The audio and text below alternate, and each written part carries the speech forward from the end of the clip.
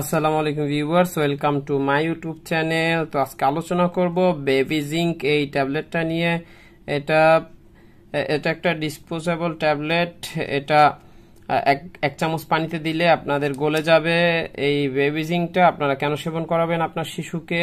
এটা আপনার শিশুর যদি পাতলা পায়খানা থাকে, পাতলা পায়খানার চিকিৎসায় আপনারা এই বেবি জিঙ্কটা সেবন করাতে পারেন।